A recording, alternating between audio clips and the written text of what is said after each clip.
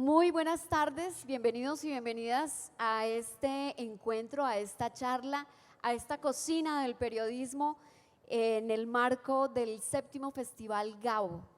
Qué maravilla encontrarnos en la palabra, en la comunicación, en el hablar, en la imagen, en el escuchar, en el ver.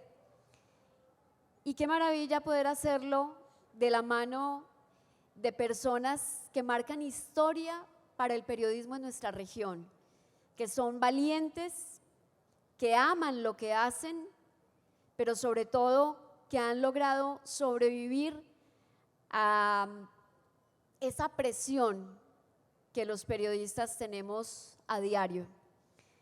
Esa presión nos puede llevar a la cárcel, nos puede llevar a que seamos expuestos públicamente, que nuestra vida quede en la esfera pública, que nos releguen del trabajo y nos saquen del trabajo, o que traten de exterminarnos físicamente. La censura es la espada para el periodismo, pero el creer en que ese trabajo que hacemos es lo que realmente puede cambiar las realidades de nuestros países, es lo que nos motiva a seguir adelante. Así que gracias por estar en esta hora de charla y de experiencias. Yo soy Ginette Bedoya, soy editora del periódico El Tiempo, sobreviviente de secuestro, tortura y violencia sexual y la más enamorada del periodismo.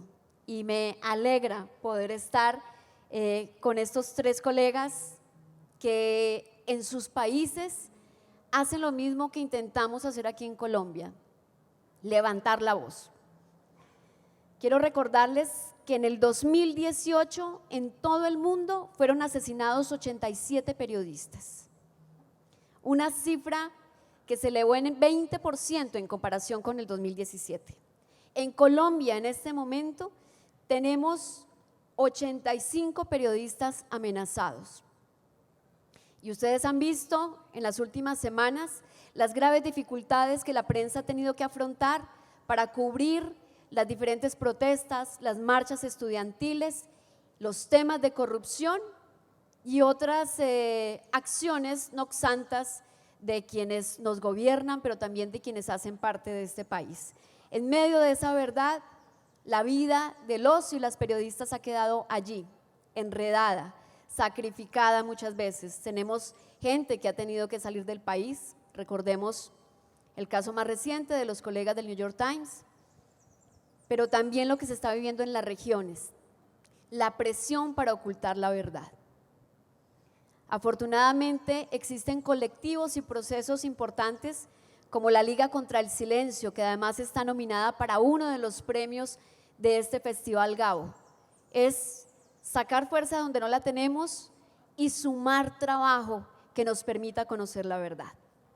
Y en este contexto tenemos tres personas que vienen de vivir unas situaciones muy complejas en sus países. Alonso Moleiro, periodista y escritor, con experiencia en radio y televisión, reportero y columnista de las revistas Primicia y el diario El Nacional. Fue director fundador de la revista Contrabando y vicepresidente del Colegio Nacional de Periodistas en su país.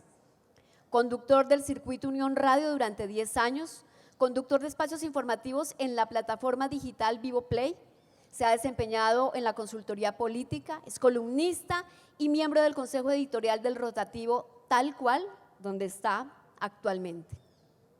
Lucía Pineda, que la tengo aquí, periodista nicaragüense. Se formó en la Universidad Centroamericana UCA y empezó su carrera en el noticiero Extravisión. En diciembre de 2018, ella fue detenida y acusada de terrorismo. Estuvo 6 meses en la cárcel y en junio de 2019 fue liberada. Por ese maravilloso valor en favor de la libertad de prensa, fue galardonada con el premio al Coraje Periodístico Internacional Women's Media Foundation. Lo recibe ahora en octubre. Y el premio a la libertad de prensa 2019 del Comité de Protección de Periodistas de Nueva York, premio que también recibe ahora en noviembre. Actualmente la jefe de prensa del canal 100% Noticias. Y Patricia Campos, de Brasil, ganadora del Premio Internacional de Libertad de Prensa del Comité para la Protección de Periodistas, Premio Rey de España, Premio Humanitario del Comité Internacional de la Cruz Roja y el Premio de Petrobras. Se formó en periodismo en la Universidad de Sao Paulo, tiene una maestría y además es creadora del proyecto Mundo de Muros, un especial multimedia sobre la crisis de las migraciones. Ella también ha tenido la oportunidad de estar en Siria, Irak, Turquía, Libia, Líbano y Kenia, haciendo diferentes reportajes sobre la situación de los refugiados. Fue la única reportera brasileña que cubrió la epidemia del ébola en Sierra Leona y hoy es periodista del Folha de Sao Paulo. Colegas, gracias, bienvenidos. Y yo quiero darles a cada uno de ellos 5 minutos para que nos puedan contextualizar esa difícil situación en sus países, pero también la situación que ellos atraviesan. Y vamos a empezar con un video que habla de lo que está ocurriendo en Nicaragua. Lucía quiere ceder estas primeras palabras a la imagen. Les invito a que vean estas imágenes.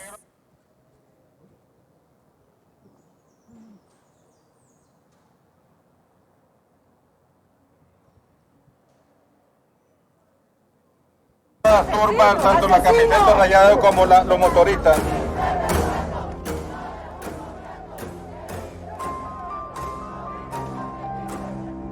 Estaba haciendo mi trabajo. Me agarraron como ven, me agarraron una de las cámaras, me agarraron y me dieron las manos.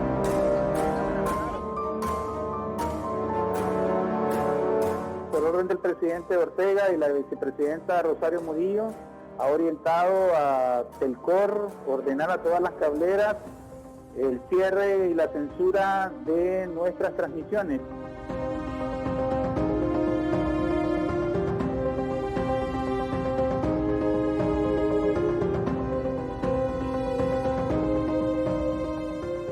Y el día de hoy se hizo realidad. Radio Darío ha sido destruida nuevamente. No así los ideales de Juan Toruño.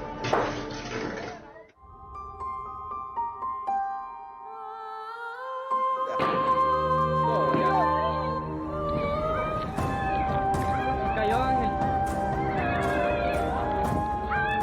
¡Ángel!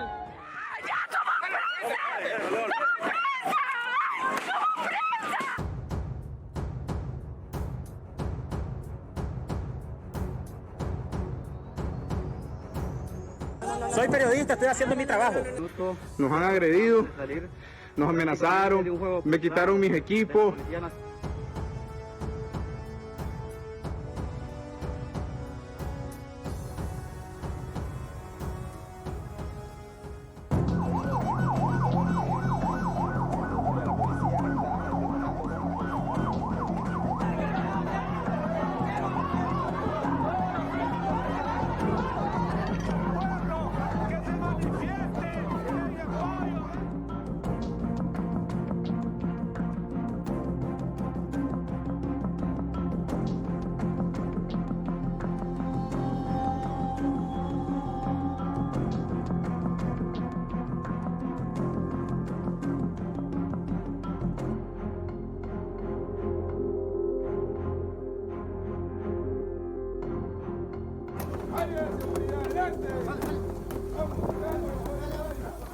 En el canal Antimotines quieren sacar a nuestro director Miguel Mora.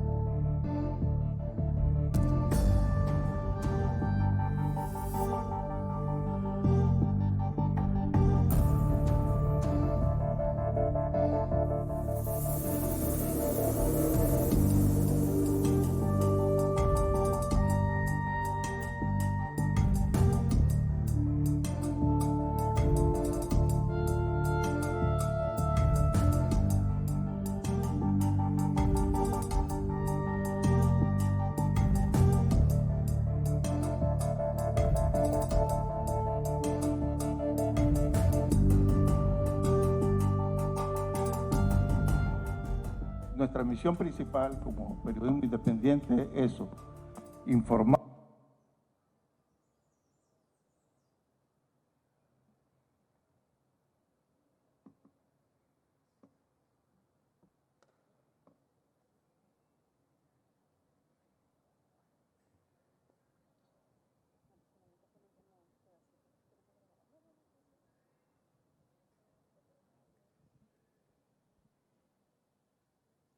Bueno, se nos fue el audio, afortunadamente los últimos 30 segundos que faltaban del video, pero creo que nos contextualiza perfectamente de qué es lo que se está viviendo en Nicaragua y de qué o por qué tuvieron que afrontar Lucía y todos sus colegas.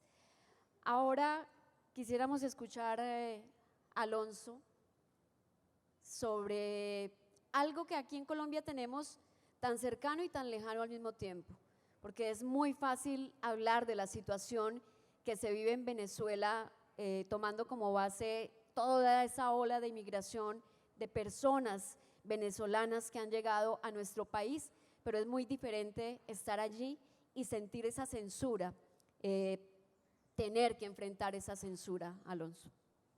Bueno, muchísimas gracias. Encantado de estar acá, un honor de verdad estar presente en este festival y compartir este espacio con gente tan destacada, tan sobresaliente como mis compañeros de panel. Bueno, yo diría que la situación venezolana tiene muchísimas similitudes y simetrías con esto que acabamos de ver en Nicaragua. Son gobiernos socios, gobiernos que son amigos, se pasan datos y probablemente se recomienden fórmulas represivas. La situación venezolana ha tenido un carácter progresivo. La situación de la libertad de prensa no era la misma en los comienzos del chavismo que ahora, y diferenciado. El gobierno ha empezado a reprimir y a mostrar su verdadero rostro, hostil, gamberro, dictatorial, antiinstitucional, conforme se ha visto, digamos,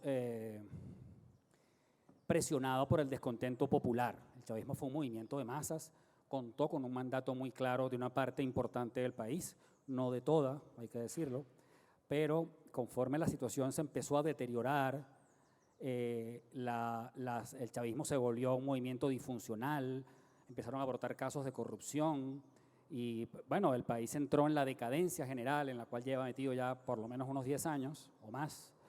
Empezaron a haber movimientos de protesta y a subir el tono de la crítica, porque hasta ese momento existía una sensación de que, bueno, por la vía electoral era probable, en un estado de opinión, de un debate de opinión pública normal, producir un cambio de gobierno. Acá hemos asistido a algunas reflexiones, historias periodísticas extremadamente interesantes, en los cuales los gobiernos quedan interpelados, pero uno como venezolano siempre termina diciendo, bueno, pero él llegó y él se fue. En Venezuela estamos haciendo una reflexión sobre una camarilla de dirigentes políticos que decidió pues, que la impunidad es el estado natural en el cual se mueven y que tiene absoluto derecho a votar la plata de los venezolanos en cualquier cantidad de hechos sórdidos de corrupción y que nadie les puede interpelar nada. Entonces, el caso venezolano presenta unos elementos muy sórdidos. Yo diría que el gobierno de Maduro, el de Chávez también, pero el de Maduro en particular, ha sido el que ha concretado pues, la barrida más brutal del panorama de medios en Venezuela. Los dos periódicos más importantes, uno comprado, o los tres, dos comprados, uno reducido a su mínima expresión, no hay papel de prensa. Luego de la crisis cambiaria del 2013, el papel empezó a volverse cada vez más escaso. Los periódicos en Venezuela venden escaramelos, los kioscos, quise decir. Luego, un estado de judicialización de los periodistas, acoso tributario y una campaña en los medios estatales muy agresiva y muy hostil en contra de editores, propietarios, jefes de redacción o periodistas, vistos siempre como esclavos o lacayos o agentes de una causa antinacional y subsidiarios del imperialismo yanqui o cosas por el estilo. Entonces, Esa situación, como les decía, pues de 2013 a 2014 llegó a su pináculo y en Venezuela se produjo un desmadre, un deslave del panorama de medios informativos gravísimo, gravísimo. En algunos aspectos es casi irreversible, porque incluye las televisoras. Radio Caracas Televisión, una de las televisoras más antiguas, o la más antigua del país, con más audiencia, que llegó a tener un tremendo poder entre la población y una gran influencia, cerrada, clausurada en 2007. Luego los otros canales que quedan reducidos a su mínima expresión, acobardados, replegados, casi todos celebraron pactos de cohabitación con el gobierno y llevan una línea informativa totalmente inofensiva. Grandes periódicos del interior del país, hay que decir, la estructura de medios en Venezuela estaba bastante estratificada. O sea, no pasa esto que uno ve en otros países de América Latina, que los dueños de un periódico en la capital son los dueños de todas sus réplicas en el interior. No, muy por el contrario, en Venezuela, en muchas ciudades había familias regionales que tenían dueños de determinados medios. Todavía muchos de esos medios existen, pero no están en papel. Se le ha reducido a la mínima expresión sus unidades de negocios. Entonces, bueno, en ese estado casi desértico, lo que terminó ocurriendo es que emergieron un montón de medios alternativos protagonizados o liderados por periodistas. Yo siempre decía, bueno, lo he pensado varias veces en estos años, en Venezuela estamos en un momento que es casi más de periodistas que de medios. Los periodistas decidieron organizar sus emprendimientos, conseguir ayuda de fundaciones internacionales, afortunadamente hay gente interesada en ayudarnos desde fuera, y lanzar proyectos informativos, multimedia, que algunos de los cuales se han ganado también premios, donde queda retratado pues lo más importante del drama venezolano, las mafias con el tráfico de oro, las mafias militares y la corrupción militar, la corrupción cercana al entorno personal de Nicolás Maduro y de sus ministros, el fraude cambiario, los sobornos de Odebrecht, etcétera, etcétera, etcétera. El gobierno convive con ellos de forma, es decir, en algunos momentos los deja que publiquen, pero el gobierno le tiene un celo particular al asunto del estado de opinión del país, el estado de opinión pública. Y ahí es donde siento que además se ha producido como el hincapié más claro para ejercer la censura. En lo que toca a mí personalmente, a nosotros, bueno, nos tocó a todos los periodistas venezolanos cubrir las protestas de la crisis política de 2017, luego del momento en el cual el Tribunal Supremo de Justicia que controla a Maduro cercenó todas las facultades naturales de la Asamblea Nacional, del Congreso, del Poder Legislativo en Venezuela, y bueno, se desencadenaron una ola de protestas muy airadas, muy indignadas, que ya comprendían buena parte de la población, vamos a decir, humilde, que había acompañado a Hugo Chávez, que fue reprimida con enorme ferocidad y que produjo por lo menos unos 120 o 125 muertos en las calles. Y esto desembocó en una fecha que es un hito en la evolución actual de la crisis venezolana, que es las elecciones fraudulentas convocadas por Nicolás Maduro, que es un dirigente, hay que subrayarlo, muy impopular en Venezuela en este momento. Maduro decidió adelantar las elecciones 8 meses de su fecha natural, sin consultar, organizó una campaña electoral, una microcampaña de 10 días apenas, le puso a la oposición pues todas las barreras, de hecho los obligó a reinscribirse ante el CNE en 2 ocasiones y vetó la participación de los candidatos y los líderes que probablemente hubieran podido derrotar al gobierno. Esas medidas fomentaron un desánimo y un desinterés en los comicios muy claro que produjo la reelección de Maduro, una reelección similar a lo que puede ser una elección en Bielorrusia o una elección que ponga de nuevo en el poder a Vladimir Putin, o sea, una elección que era una parodia de elección. Esa circunstancia, bueno, por supuesto que ameritó un montón de debates y de análisis. Yo estaba haciendo el mío unos meses después de eso con Enrique Capriles Radonsky, que era, bueno, un dirigente opositor muy conocido, fue candidato presidencial, en torno a lo que había pasado, a lo que fue el fraude de aquellas elecciones. Terminada la entrevista, a la semana siguiente, eso fue un miércoles, el lunes me llaman de la radio y CONATEL, la Comisión Nacional de Telecomunicaciones, emite una resolución que le da la directiva de la radio, en la cual reproduce parte de la entrevista que le estábamos haciendo mi compañera Esther Olivares y yo a Capriles Radonsky. Y al terminar, el texto dice, bueno, este periodista está desconociendo a la autoridad legítimamente constituida y Conatel informa a Unión Radio, le exige, le obliga a que tiene que cerrar ese programa. Ese día mi programa quedó cerrado, es decir, salí de la radiodifusión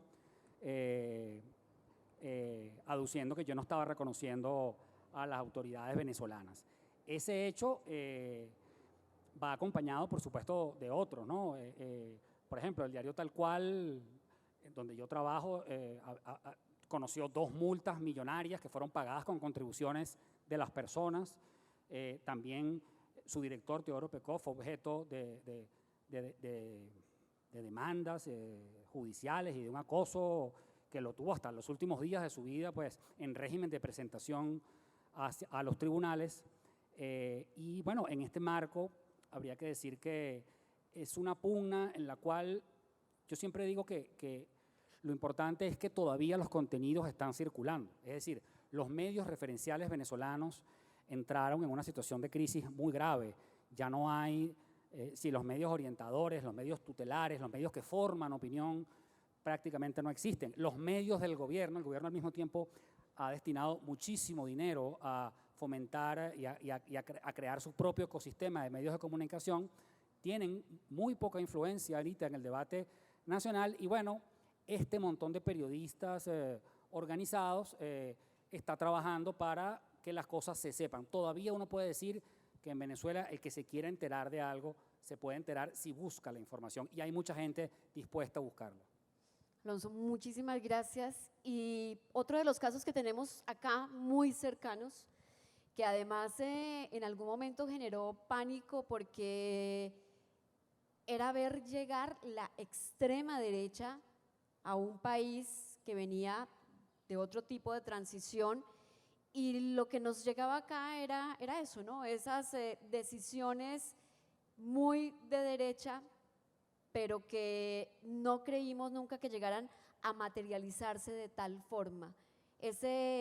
Como esa ilusión de creer que solamente era una mera especulación o simplemente una información sobre lo que rodeaba a Bolsonaro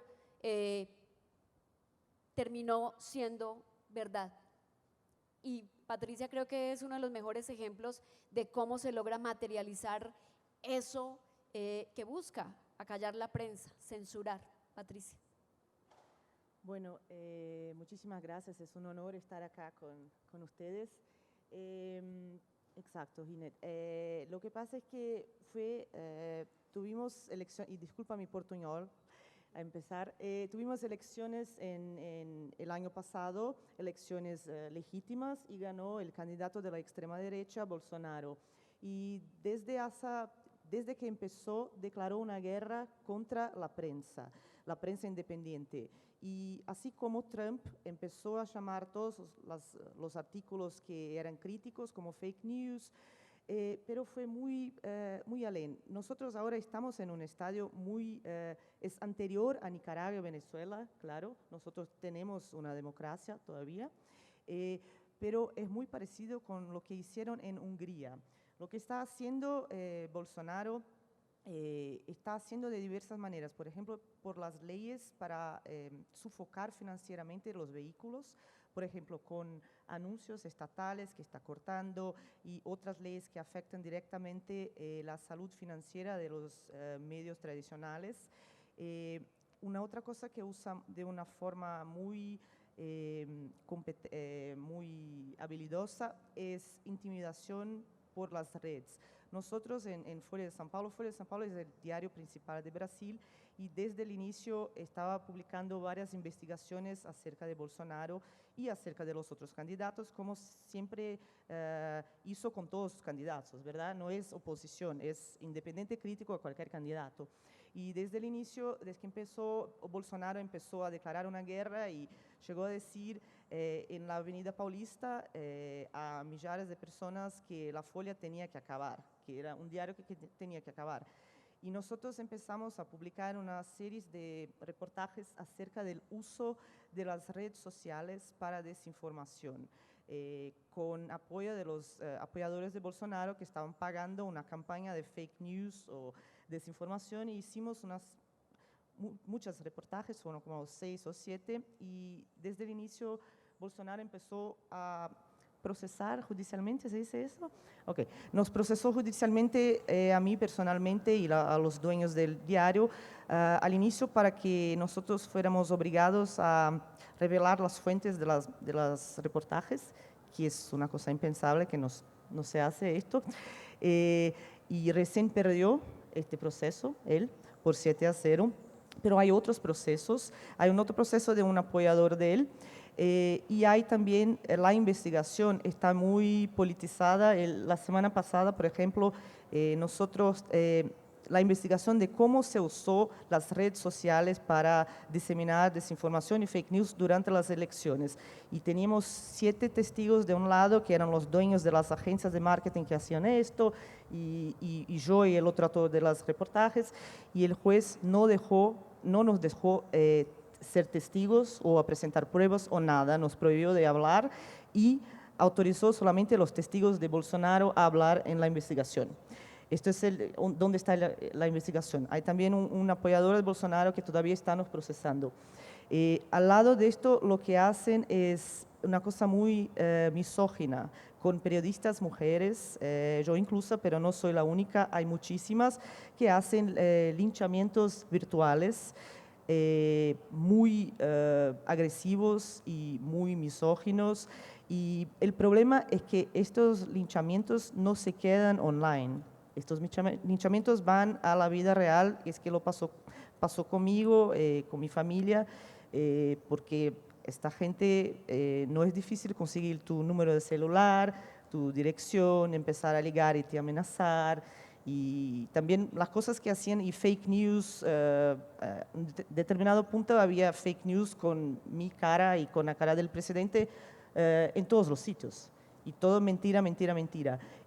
O me llamaban en casa y decían, te voy a golpear en la fase, tu puta, y todas las palabras que siempre usan para periodistas mujeres.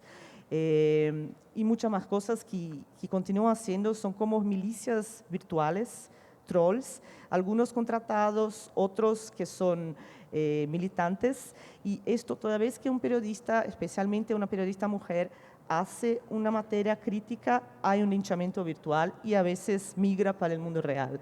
Entonces, este es el mundo que estamos viviendo, no es nada próximo de lo que ustedes viven.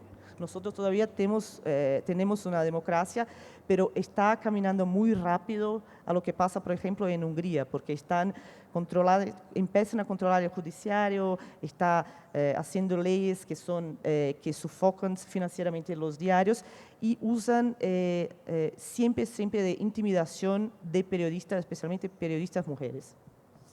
Patricia, muchas gracias, y quiero hacerles una misma pregunta a los tres, y está relacionado directamente con ustedes. Nosotros los periodistas no estamos acostumbrados a exponernos, ¿no? o a hablar de nosotros mismos, porque estamos convencidos de que nuestra tarea es visibilizar, hablar de las historias, mostrar las historias. Pero yo quiero que esta tarde todas las personas que están aquí vean esa parte que han logrado tocar de ustedes como seres humanos. Ustedes son unos periodistas que obviamente han enfrentado esa censura, ese régimen, esa violencia de una forma muy valiente, pero detrás de ese valor hay un ser humano que se cae, que se desmorona, que llora, que tiene miedo, y la gente no sabe eso de los periodistas. Creen que muchas veces nosotros tenemos una capa de superhéroe, pero detrás de eso hay algo que se quiebra. Para cada uno de ustedes ha vivido una situación especial, muy difícil, de diferentes maneras, pero afecta igual. Quiero que en 3 minutos, voy a ser medio rectora con el tiempo, nos puedan contar eso. ¿Cuál fue el punto de quiebre de ese trabajo, de ese ser humano, de esa mujer, de ese hombre? Lucía. Buenas tardes. Bueno, la situación pues en Nicaragua, que estuvo muy intensa el año pasado, la cobertura, presión, amenaza, persecución, muerte de periodistas que lo mataron y cárcel para nosotros y cierre, censura total y robo descarado de nuestras instalaciones de 100% Noticias y también de la sala de redacción de Carlos Fernando Chamorro, que está aquí presente también. No nos dio tiempo de sentir miedo. O sea, estábamos tan abrumados con tantas informaciones que yo en lo personal, les digo, no daba tiempo de sentir miedo, porque estás preocupado por el que te llega a poner la denuncia. Nosotros teníamos en la sala de redacción a diario casi 100 personas y ya parecíamos oficina de derechos humanos, recibiendo todas las denuncias de violaciones de los derechos humanos de los nicaragüenses. La planta de nuestros teléfonos personales y del canal estaba llena de mensajes, videos, porque la gente se encargó en Nicaragua a documentar la represión, la masacre y lo despiadado en lo que se convirtió Daniel Ortega, su esposa Rosario Murillo, que instauraron pues una dictadura en Nicaragua. Y eso no te da tiempo de decir, tengo miedo. En mi caso, no, hasta el día que nos llegaron a sacar del canal, nosotros estamos trabajando en el canal. Nosotros somos periodistas, no somos delincuentes. Y así se lo repetí en varias ocasiones a la policía cuando me tenían en interrogatorio. Y solo en las dictaduras se echan presos a los periodistas.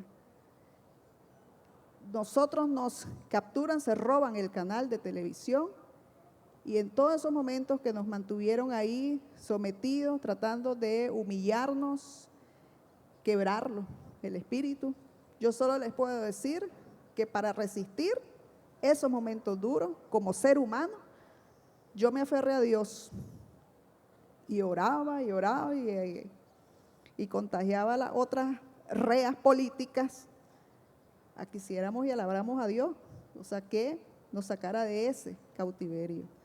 Luego a mí me someten a un estado de aislamiento total, o sea, yo estaba encerrada entre 4 paredes y no tenía a nadie físicamente con quien hablar. Y así pasé 172 días. O sea, no tenés a nadie físicamente las 24 horas en tu celda para comunicarte. La custodia de afuera, que estaba 24 horas al día. Buenos días, buenas tardes, buenas noches, bendiciones, oficial, pero no le sacabas nada más. Porque tenían prohibido hasta de darle a uno la hora. ¿Ya?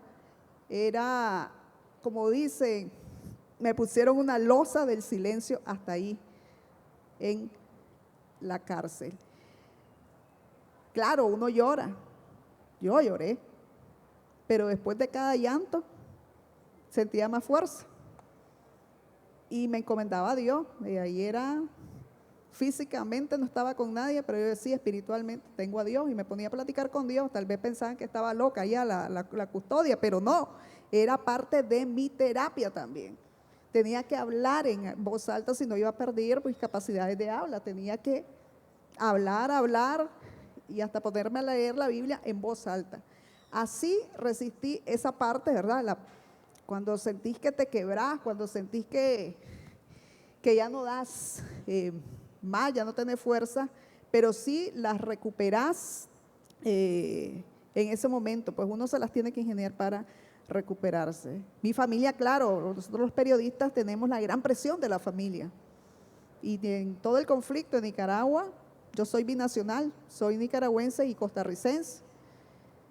Venite a Costa Rica, porque todos viven allá. Pero ya era la decisión del compromiso, de estar con el pueblo de Nicaragua, de estar con mis compañeros y de estar acá, diciendo que estoy defendiendo mi derecho a informar, el derecho a las libertades públicas que tienen pues nosotros los periodistas, la libertad de expresión e información y el derecho a saber de la ciudadanía. Y les digo, no tenemos miedo, se lo demostramos. Ellos fueron los cobardes, porque eso es cobardía. Nos llegaron a sacar de nuestras oficinas, nos atacaron, nos robaron todos nuestros equipos. Todo está ahí adentro todavía en el canal y custodiados. Ahí están los policías metidos en el canal de televisión. Nos robaron descaradamente la sala de redacción. Y yo le digo aquí nuevamente a Daniel Ortega, lo ajeno no se toca, que regrese todo lo robado. No solo a 100% Noticias, sino también la sala de redacción de Carlos Fernando Chamorro, y que le regrese a los nicaragüenses lo que les tiene confiscado, las libertades. Muchas gracias.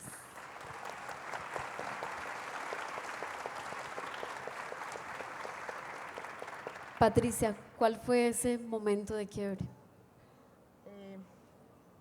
Lo siento por todo que… yo creo que el momento que me quedé con un poco de miedo, yo tuve miedo, es que algunos días después que publicamos la primer reportaje acerca de la campaña de desinformación, empezaron a enviar a todos los grupos una explanación.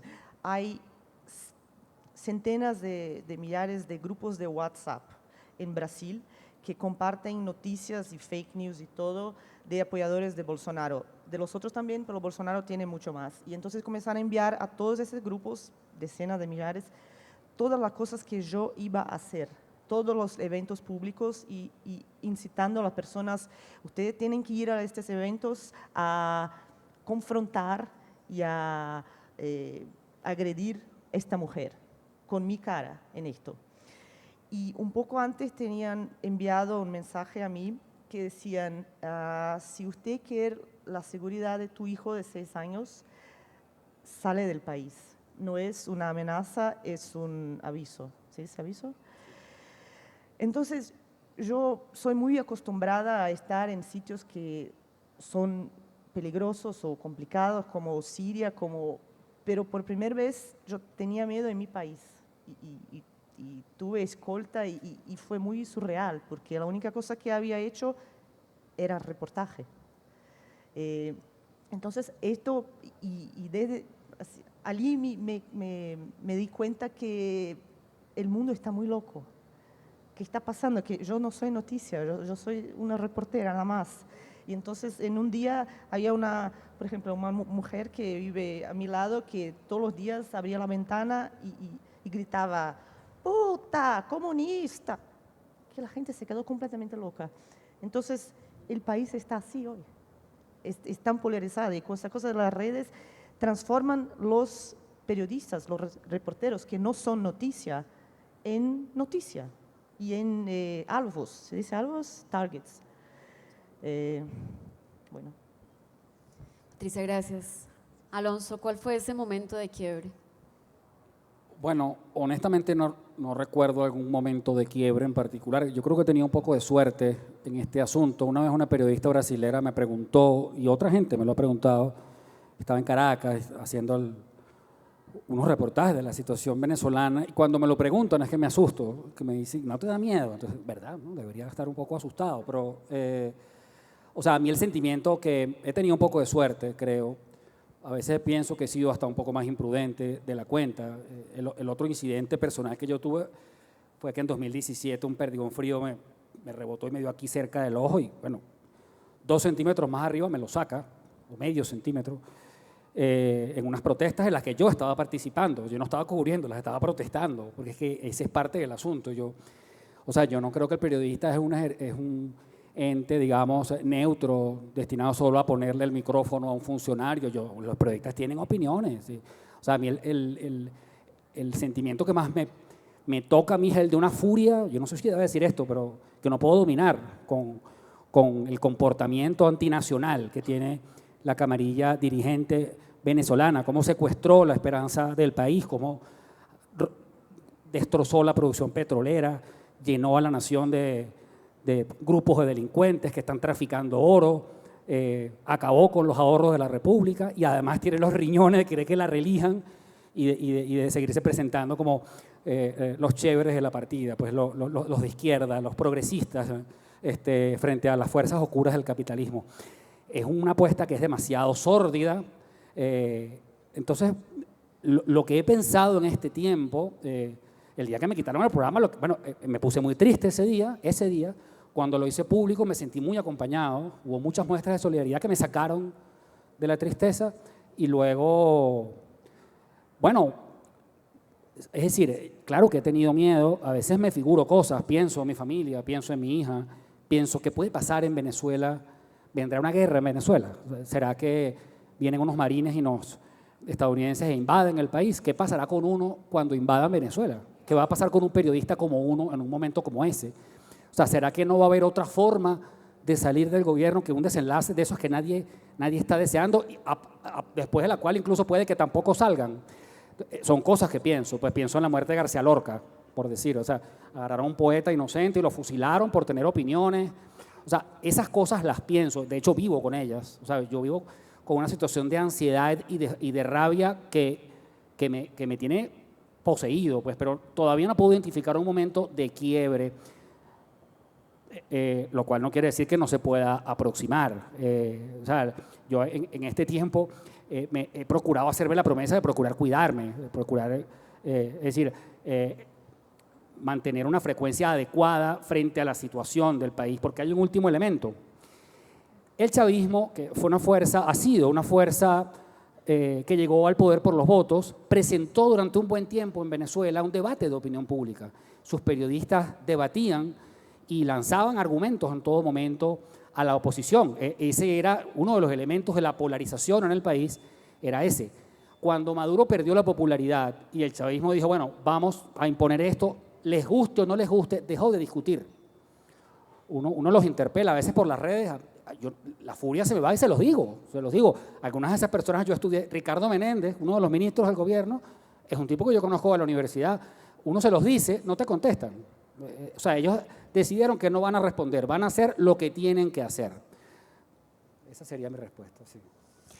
Alonso, gracias. Bueno, ya nos van quedando unos minutos que yo quiero darle al público, porque me imagino que quieren preguntar, entonces voy a dar espacio como a 3 preguntas, que creo que es lo que nos va a alcanzar, pero antes, también como reflexión y escuchando el testimonio de cada uno de ustedes y esa experiencia que han tenido desde lo que se está viviendo en sus países, que de alguna manera es el espejo de lo que se vive en la región en grandes o medianas o pequeñas proporciones, desde Canadá hasta la Patagonia, lamentablemente. Creo que parte de seguir allí, de decir voy a salir a marchar porque es mi derecho, no solo como periodista, sino como ciudadano, y de decir tengo derecho a sentir miedo porque soy un ser humano y puedo sentir miedo, o decir no me voy a dejar arrinconar, ni siquiera la cárcel va a lograr doblegarme. Yo agregaría algo que tal vez muchos de ustedes me han escuchado en intervenciones o en entrevistas, y es que después de mi secuestro, algunos de mis colegas y la gente me dijo, pues es que usted se buscó que la violaran, porque ¿a qué mujer se le ocurre ir a hacer un reportaje a una cárcel de hombres? Y yo digo que ahí es donde está el verdadero tema de nuestras libertades y de lo que entendemos por libertades y de lo que entendemos por responsabilidad para comunicar. Y ustedes han escuchado 3 maravillosos testimonios de la responsabilidad de comunicar. Cada uno de ellos entiende cómo se debe asumir esto cuando uno está enamorado de lo que hace, y creo que ustedes dos y tú, Alonso, están enamorados y enamoradas de lo que están haciendo y por eso siguen allí. Bueno, yo vi levantadas manos, entonces sí. Allá la primera. Buenas tardes, Jesús Eduardo Vélez, abogado y comunicador independiente. Para Lucía Pineda, ¿qué cree usted le pasó a Daniel Ortega si Colombia y el mundo lo vimos entrar a la Plaza de la Revolución en Managua en 1979, cuando derrocó la dictadura de Anastasio Somoza? 40 años después, ¿qué le pasó? Bueno, cuando me hicieron esa pregunta el 19 de abril del año pasado, que nos habían censurado por 6 días, nos sacaron de las cableras. Yo dije, se volvieron locos. O sea, es una locura. Porque si sos revolucionario, si luchaste contra una dictadura, ¿por qué vas a repetir el mismo patrón de una dictadura? Ya, entonces él se llenó de mucho autoritarismo, él ha sido autoritario toda su vida, pero claro, no soportó una espontánea levantamiento popular, espontáneo, porque ahí en Nicaragua no ha habido ningún intento fallido de golpe de Estado. Fue una protesta, pero es que es ridículo, o sea, cuando yo les comento esto, una protesta de apenas 40 personas que decían no a las reformas al INS, ellos la mandaron a reprimir con sus turbas, con su juventud sandinista. Esa protesta, ese día, le robaron, golpearon a los ancianos, le robaron y golpearon a la prensa extranjera y la prensa nacional. A nosotros nos robaron la primera cámara de transmisión en vivo. Estábamos en vivo y plups, se la robaron. Al siguiente día nos censuran y entonces ellos arman un plan dirigido por la vicepresidenta Rosario Murillo que le denominaron Vamos con Todo. Y el Vamos con Todo se desató la mortandad y la masacre, que ya a la fecha van 328 muertos, según la Comisión Interamericana de Derechos Humanos, en un lapso pequeño de tiempo. Entonces vos ves ahí ese enamoramiento que tenés del poder y que no lo querés soltar, y cuando tenés a una ciudadanía que ahora está más empoderada de sus derechos. Entonces ellos vinieron a quitarnos todo lo que se había recuperado los nicaragüenses, que ya les había costado mucha sangre pues en años pasados, en dictadura, en guerras y todas las situaciones que ha tenido de conflicto Nicaragua. Y ellos siguen con el mismo disco, que no han echado preso a periodistas, que hay libertad de prensa y libertad de expresión. Eso es lo que ellos dicen y repiten lo mismo, las mismas mentiras en todos los foros internacionales. O sea, es increíble que repiten, o sea, ellos no nos reconocen a nosotros que estuvimos presos, no reconocen que tienen tomado 2 medios de comunicación importantes, y ahorita acaba de cerrar un medio de circulación nacional, El Nuevo Diario, por presiones de la misma dictadura. Aunque El Nuevo Diario no diga las razones reales, se sabe que, claro, ya no hay tinta ni papel porque se las tienen ocupadas, confiscadas, ahí retenidas en la dirección de aduanas, que ya llevan ya casi 60 semanas de tener retenido el papel y la tinta. Entonces El Nuevo Diario, ¿qué tuvo que hacer? Se pasó a tamaño tabloide. Ya ni así pudieron. Más presiones, ¿verdad?, al grupo empresarial que es dueño del Nuevo Diario, con juicio a ese grupo empresarial. Pero sí, le digo, pues, o se volvieron locos, se hacen los locos, repiten lo mismo en todos los foros internacionales. Ellos invitaron a la CIDH a Nicaragua, la CIDH documentó y era increíble. Eran fila y fila de gente cuando llegó la CIDH a denunciar lo que había hecho el régimen. Hasta ellos también mandaron a su gente a denunciar. Entonces, después desconocieron ese informe de la CIDH, que era parcializado, que el Estado es la víctima, que ellos son la víctima. Entonces, a ese descaro y a ese nivel de locura y decirles locos, estamos siendo nosotros pues muy condescendientes. Creo que están en su juicio y estar cometiendo pues todos estos atropellos a los nicaragüenses. Dámosle beneficio hasta de la duda con decirles locos, ¿verdad? Porque en un juicio, no estaba en sus cabales, entonces le da, la minorás pena. Pero bueno, eso es lo que ocurre en Nicaragua, eso es lo que está pasando. Hemos resistido. Después de que nosotros nos liberan en junio, comenzamos ya a buscar cómo reactivarnos pues como periodistas. No nos han devuelto el canal, estamos en nuestras plataformas digitales de 100% Noticias y ahí estamos trabajando. Muchas gracias. Bueno, hay una pregunta más, se nos está acabando el tiempo. Buenas tardes, mi nombre es Valentina Zuluaga, de la Universidad Minuto de Dios de Ibagué. Mi pregunta va para Ginette Bedoya. ¿Qué piensa sobre el cierre de Noticias 1 en Colombia? ¿Cree que es el inicio de una represión masiva de medios independientes, ya que este fue el que puso en visto varias ollas del Estado, como el tema de Odebrecht? Yo creo que la represión viene desde hace mucho tiempo atrás. Creo que la situación que afrontan los medios independientes en Colombia es bien difícil. Y no solamente ahora, de muchos años atrás. Lo que hemos tenido que afrontar, sobre todo los periodistas en las regiones, con los gobiernos locales, con las administraciones departamentales, con administraciones municipales, no lo hemos contado. Precisamente por lo que les decía antes, muchas veces creemos que los periodistas no tenemos derecho a hablar de lo que nos está ocurriendo y solo cuando ocurren situaciones como el cierre de un medio de comunicación o el despido de muchos periodistas. Quiero decirles que en Colombia este año llevamos más de 500 periodistas despedidos en nuestro país. Y es una crisis no solamente en Colombia, es una crisis en la región y a nivel mundial, pero indudablemente las presiones las hay. Y en Colombia siguen existiendo, seguimos teniendo grupos armados.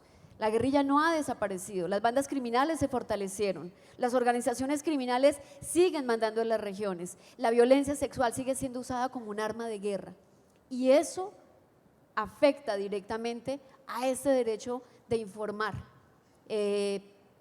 Yo sueño con que tengamos unos días mejores para la prensa en Colombia y que se abran nuevos caminos para esos colegas que hoy ya no tienen el trabajo que tenían hace una semana.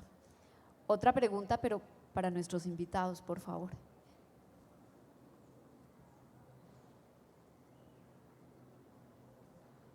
Bueno, primero que todo, en verdad es un gran honor tenerlos a ustedes, testimonios de periodistas, de gobiernos represivos, gobiernos que buscan silenciar la opinión disidente. Mi pregunta va un poco más a las estrategias de cómo ser un aliado en esta batalla de contar historias.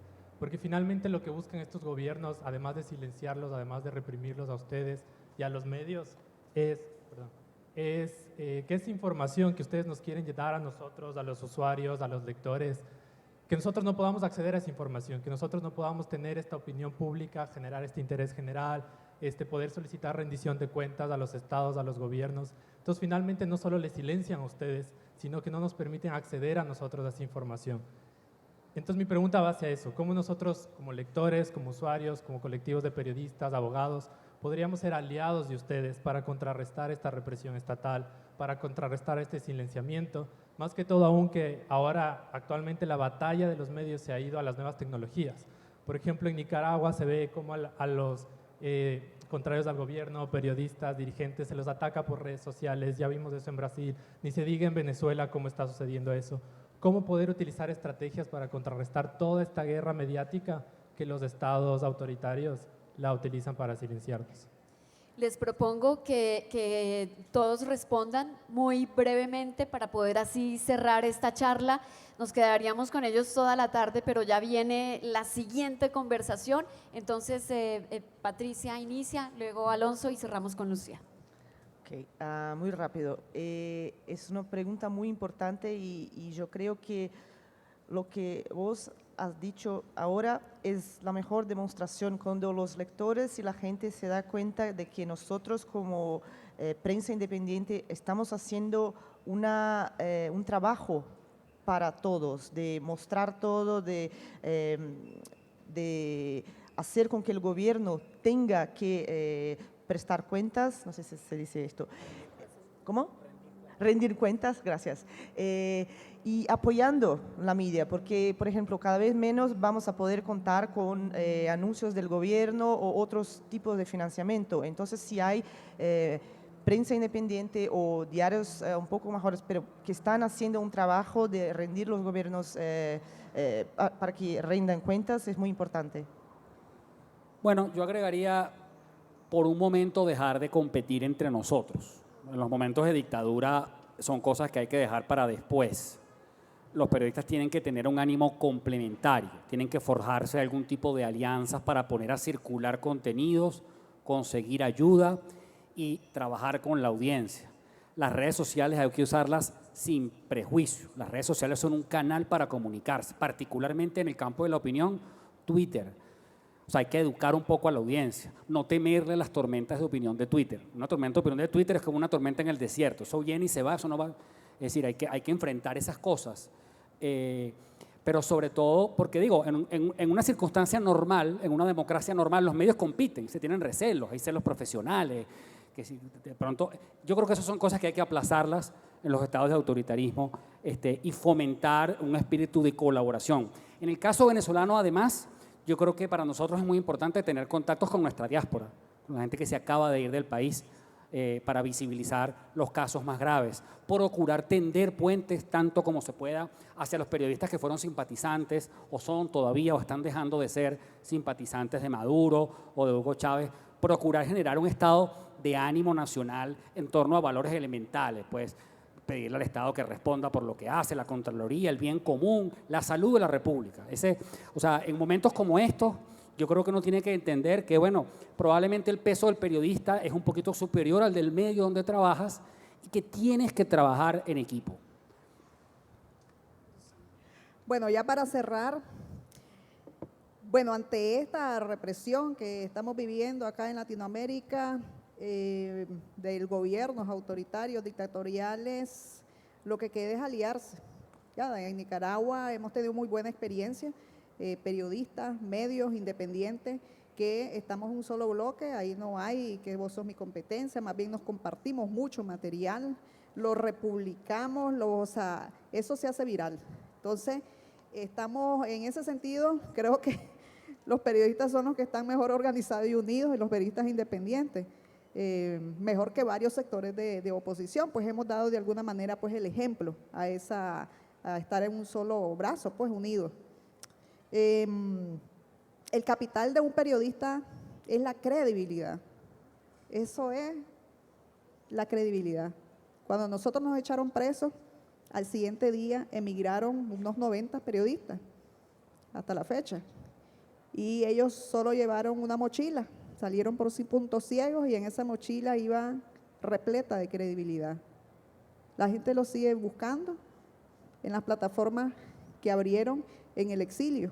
23 plataformas digitales abrieron solo en Costa Rica, hay otras en España y también en Estados Unidos. ¿Qué es lo que busca la gente? El medio, el periodista que le dice la verdad. Y nosotros a veces ya con nuestra reapertura del área digital lo comparamos. A veces estamos en una transmisión y tenemos 10.000 viewers y todo el conglomerado de medios de la dictadura, de la familia Ortega Murillo, tal vez están transmitiendo algo a esa hora todos en conjunto. Y entre todos solo suman 100 viewers. Entonces, ¿qué busca la gente? La credibilidad, el medio que te dice la verdad. Ellos están derrotados, su política de comunicación quedó totalmente derrotada y eso pues la derrotó el hecho de que nosotros hayamos informado la verdad y que la gente sintió de que su verdad, su historia, sus problemas estaban reflejados pues en los medios y las plataformas pues de comunicación allá de Nicaragua. Y yo agrego que se acabó ese periodismo individualista, donde yo quiero mostrar mi trabajo y donde yo pretendo hacerlo solo. El éxito hoy está en las alianzas, en el trabajo en equipo. Y creo que muchos de los trabajos periodísticos que están nominados y que han sido premiados en el Festival Gabo nos demuestran eso. El maravilloso trabajo de Efecto Cucuyo de Venezuela y de Gina Morelo del Tiempo, mostrando esa situación de los inmigrantes. Los trabajos que hay este año, repito nuevamente, un colectivo maravilloso de Liga contra el Silencio en Colombia, que es la sumatoria de muchos periodistas independientes que en algún momento estuvieron en los grandes medios y que hoy están trabajando por la verdad. el trabajo que se hace en Centroamérica con colectivos de periodistas de El Salvador, de Honduras, de Guatemala, y que muestran ese drama de la gente que está migrando hacia Estados Unidos. Ahí también está el secreto, en hacer alianzas, en entender que el periodismo también es y debe ser colectivo. Gracias por escucharnos, que tengan un muy buen festival, y a ustedes gracias.